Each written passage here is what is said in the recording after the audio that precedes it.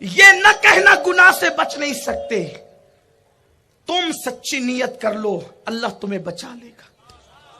میرے اللہ کی شان یہ ہے, جیسے ایک بچے کو چلنا نہیں آتا تو ماں ہاتھ پکڑ کر اسے چلاتی ہے, چھوڑتی ہے, لیکن جیسے چھوڑتی ہے ماں کی ممتا آگوش بنا لیتی ہے, اور جیسے بچہ ڈگمگاتا ہے ماں کی ممتا اسے سمیٹ لیتی ہے, گرنے نہیں دیتی. نادان, جب ماں کی ممتا کا یہ عالم ہے تو اللہ کی رحمتوں کا عالم کیا ہوگا. تو گناہ سے بچنے کی کوشش تو کر, میرا اللہ تجھے گناہوں سے بچا لے گا. اور جو گناہوں سے بچ جائے پھر ان پر کیسا کرم ہوتا ہے. اب ذرا دل کے کانوں سے اختتامی جملوں کو سنیں اور سچی توبہ کی طرف آئیں. میرے آقا علیہ السلام کے دیوانوں, امام یافعی لکھتے ہیں, ایک بزرگ ایسے تھے جن کے کفن سے خوشبو آئی, جن کی قبر سے آج تک خوشبو آتی. انہوں نے اپنے دور میں لکھا تھا کہ آج تک ان کی قبر سے خوشبو آتی ہے. کیوں خوشبو آتی ہے؟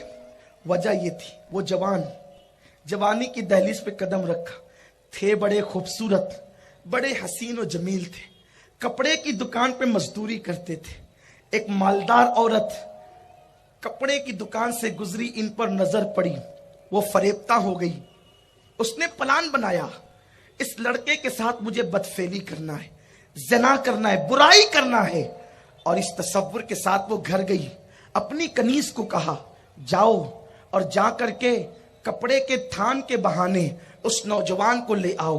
جب وہ جوان کو لایا گیا, جب وہ جوان آیا اور اس نے اندر داخل ہوا, دروازے پہ دروازے بند کر دیے گئے, دروازے پہ دروازے لگا دیے گئے. اور جب دروازے بند ہو گئے تو اس وقت تو اس نے تھان پھینکے, دیکھو کتنا اچھا کپڑا ہے. لڑکی نے کہا میری جان, کپڑے سے زیادہ خوبصورت تو ہے. نوجوان فوراً جو ہے وہ عجیب اس کی کیفیت ہو گئی, اور وہ تیش میں آ کر کھڑا ہو گیا, اور کھڑے ہو کر کہتے کیا بکتی ہو. لڑکی نے دامن پکڑا, سارے دروازے بند ہے, اب تجھے میرے ساتھ زنا کرنا ہوگا, اسی لیے تجھے بلایا ہے. اس نے کہا مگر, کہا اگر تو ایسا نہیں کرے گا میں تجھے ذلیل کر دوں گی, چلاؤں گی, چیخوں گی, بستی کے لوگ آئیں گے, تو ذلیل ہوگا. یا ذلیل ہو جا یا زنا کر. اس نے سوچا دو چیزیں, ایک عزت پہ آنچ آتی ہے, یعنی بندوں کے درمیان ذلیل ہونا, اور ایک اللہ کی بارگاہ میں ذلیل ہونا, کیا کریں. اس نے سوچا دونوں سے بچنا ہے. اس نے کہا ایک کام کر, مجھے استنجا کی حاجت ہے, پہلے استنجا کرنے دے, پھر بعد میں جو ہوگا ہوگا. اس نے سوچا اتنا ٹائم تو مجھے ملے گا سوچنے کے لیے کہ کچھ کرنا ہے. اس نے کہا میں تجھے باہر نہیں جانے دوں گی, میرے گھر کی چھت پر بالا خانے پر استنجا خانہ موجود ہے. وہ اوپر گیا, دروازہ بند کیا, سوچنے لگا کیا کروں, گندگی اندر تھی. اس نے سوچا اس کو میری سفید جلد سے محبت ہے, میرے جسم کی خوشبو سے محبت ہے, کیوں نہ ایک کام کرتے ہیں, اگر ہم گناہ کا دھبا دامن پہ لگا دیں گے 7 سمندروں کا پانی بھی اس کو دھل نہیں سکتا, اور اگر ہم گندگی بدن پہ مل لیں تو پانی تو اس کو دھل سکتا ہے. اس نے نکالی گندگی اور بدن پہ ملنا شروع کیا. میری قوم کو نجاست سے جتنی نفرت ہے, کاش کہ اتنی نفرت گناہ سے ہو جائے. نجاست سے بڑی نجاست گناہ کی ہے. حیرت ہے, نجاست آئے تو ناک پہ کپڑا رکھتے ہو اور گناہوں کے قریب جاتے ہو.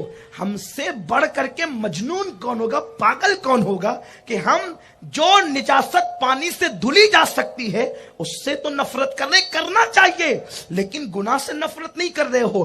گناہ کی نحوست وہ ہے کہ 7 سمندروں کا پانی بھی اگر انسان کے گناہ کو دھلنا چاہے تو نہیں دھل سکتا. گناہ کی نحوست یہ ہے. اس نے نکالی گندگی, بدن پہ ملنا شروع کیا, اور جب گندگی مل کے باہر آیا تو پورا جسم بدبو مار رہا تھا. لڑکی چلانے لگی پاگل پاگل, اور اس نے جلدی سے دروازے کھلوا دیے, نکل کر بھاگے. بھاگنے کے بعد گھر گئے, غسل کیا تو ساری نجاست ختم ہو گئی. خوشبو لگائی, 2 رکعت نماز پڑھی. اللہ تیرا شکر ہے کہ تو نے مجھے اتنے بڑے گناہ سے بچا لیا. اور بیٹھ کر کے رو رہے تھے, اگر یہ گناہ سے میں نہ بچتا تو میرا انجام کیا ہوتا, میرا حال کیا ہوتا. اللہ اکبر. یہ روتے روتے آنکھ لگی. جیسی آنکھ لگی تو دیکھا ایک خوبصورت بزرگ اس کے خواب میں تشریف لائے اور سلام کیا. اس اس شخص نے کہا, اس جوان نے کہا, آپ کون ہے بزرگو, بہت خوبصورت ہیں آپ. تو آنے والے نے کہا, میں یوسف صدیق ہوں, یعقوب علیہ السلام کا بیٹا یوسف ہوں. تو فوراً ان کی زبان پہ آیا, آپ کا واقعہ کتنا عجیب ہے, زلیخا نے آپ کو گناہ کی طرف بلایا لیکن آپ نہ گئے اس کی طرف. حضرت یوسف نے خواب میں جواب دیا, میرے واقعے سے زیادہ عجیب تو تیرا واقعہ ہے. نبی تو معصوم ہوتا ہی یہ ہے, تیرا واقعہ بڑا عجیب ہے. اور اللہ نے تیرے گناہ سے بچنے کے جذبے کو پسند کیا اور اللہ نے مجھے تیرے خواب میں بھیجا. تو نے گناہ سے بچنے کے لیے بدن پہ بدبو ملا ہے, میرے قریب آ, میں اپنا ہاتھ پھیر کر تیرے بدن کو خوشبو سے معطر کر دوں. امام یافعی فرماتے ہیں, حضرت یوسف علیہ السلام نے جیسے اس کے بدن کو ہاتھ لگایا, اس کا جسم مہکا, آخری دم تک جسم مہکتا رہا. انتقال ہوا تو کفن مہکا, اور انتقال کے بعد جب قبر میں رکھا گیا تو اس کی قبر بھی مہکی, قبر بھی معطر ہوئی. امام یافعی نے اپنے دور میں لکھا, آج تک اس جوان کی قبر مہک رہی ہے.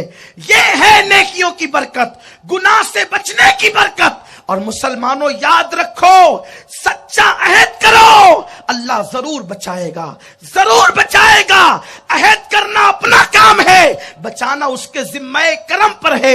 کوئی کوشش تو کرے. میرا رب فرماتا ہے, والذین جاہدوا فینا لنہدینہم سبلنا, کہ جو ہماری راہ میں کوشش کرتے ہیں ہم ان کے لیے راستے پیدا کر دیتے ہیں, ان کے لیے راہیں کھول دیتے ہیں.